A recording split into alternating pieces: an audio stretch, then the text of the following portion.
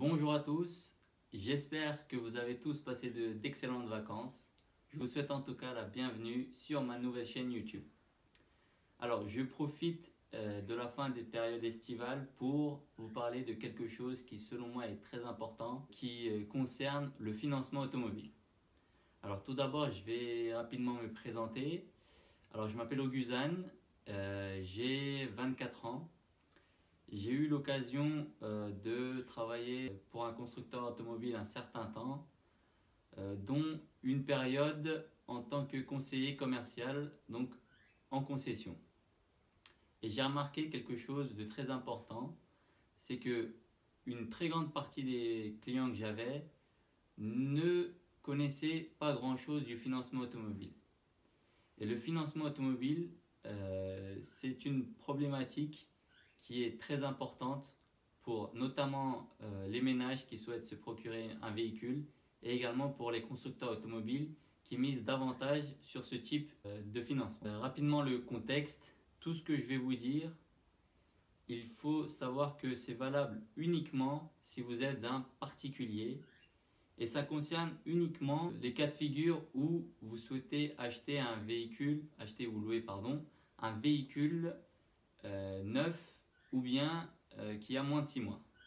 Donc concernant les occasions de plus de 6 mois, ça peut être différent et je veux me concentrer sur cette vidéo uniquement sur les véhicules neufs et qui ont moins de 6 mois. Alors en tant que particulier, lorsque vous êtes face à votre commercial, vous avez deux possibilités.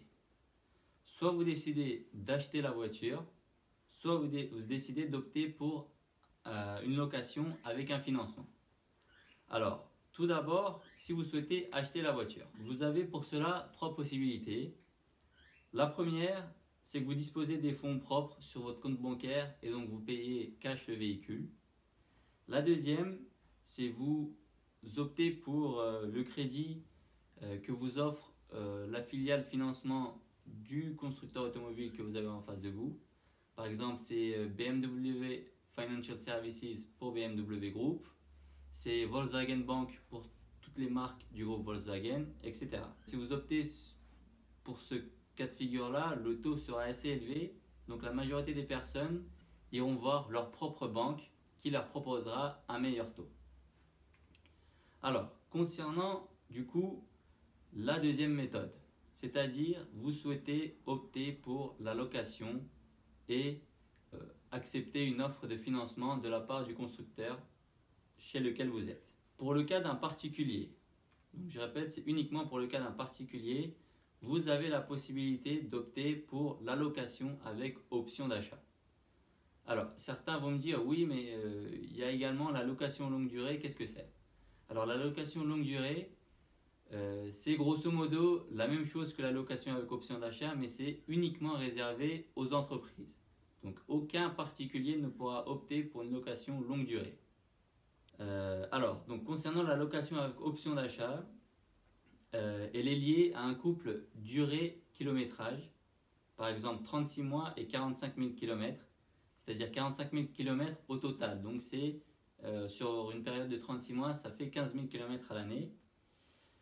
Durant toute la période de financement, votre véhicule sera garanti par le constructeur, c'est-à-dire en cas de casse moteur, de problème quelconque, le constructeur prendra totalement en charge la réparation du véhicule et il prendra également en charge l'ensemble des entretiens.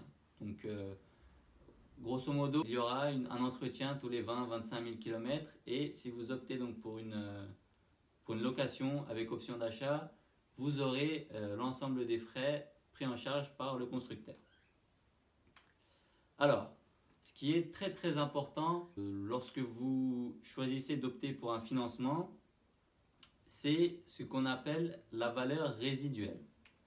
Alors, la valeur résiduelle, c'est la valeur du véhicule à la fin de la période financée.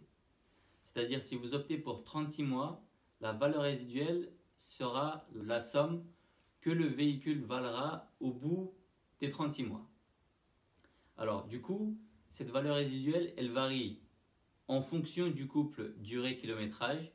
Donc vous n'aurez pas le même chiffre si vous optez pour un couple donc de 36 mois à 45 000 km que si vous optez pour un couple de 36 mois et 30 000 km par exemple.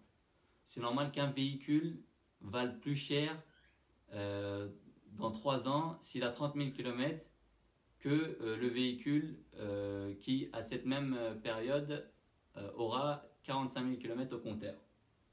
Alors du coup, c'est cette valeur résiduelle qui va définir votre loyer. Alors, on va partir sur un exemple. Partons sur un véhicule dont le prix de vente est de 20 000 euros. Vous optez pour un couple durée kilométrage de 36 mois et 45 000 km. Le constructeur vous dit que d'après l'ensemble de ses recherches, il fixe une valeur résiduelle à hauteur de 11 000 euros pour le couple durée-kilométrage que vous aurez choisi. Donc, selon le constructeur, au bout de 36 mois et 45 000 km, le véhicule qui valait au départ 20 000 euros aura une valeur résiduelle de 11 000 euros, ce qui correspond à 55% de la valeur de départ du véhicule. Donc, je répète, c'est un exemple.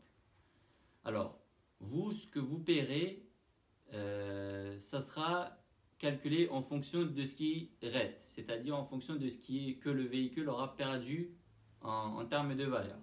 Alors, dans notre exemple, donc si la valeur résiduelle qu'on va appeler VR est de 11 000 euros et que le prix de vente était de 20 000 euros, au final, votre loyer sera calculé en fonction des 9 000 euros restants.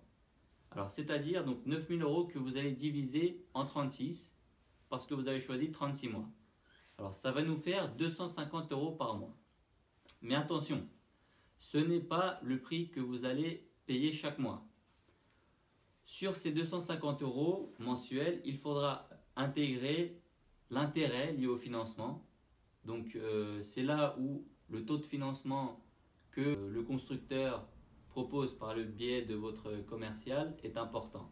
Donc, c'est là où il faudra demander à votre commercial quel taux est pratiqué et est-ce qu'il existe un taux préférentiel qu'il peut vous proposer.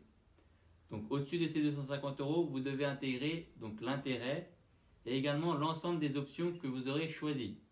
Alors, c'est des options d'assurance, notamment par exemple tout ce qui est décès et invalidité.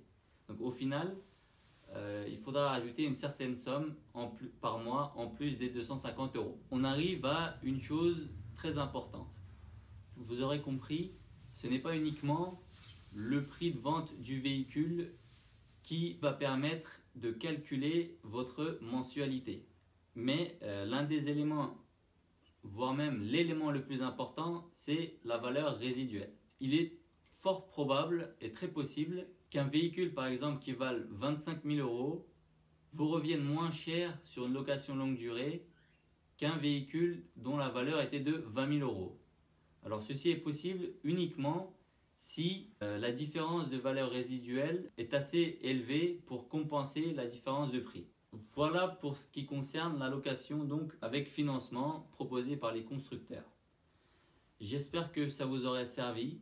J'ai décidé de faire cette vidéo à ce moment même car la grande majorité des personnes qui sont rentrées de vacances décident de vendre leur véhicule pour, pourquoi pas, en acheter une nouvelle.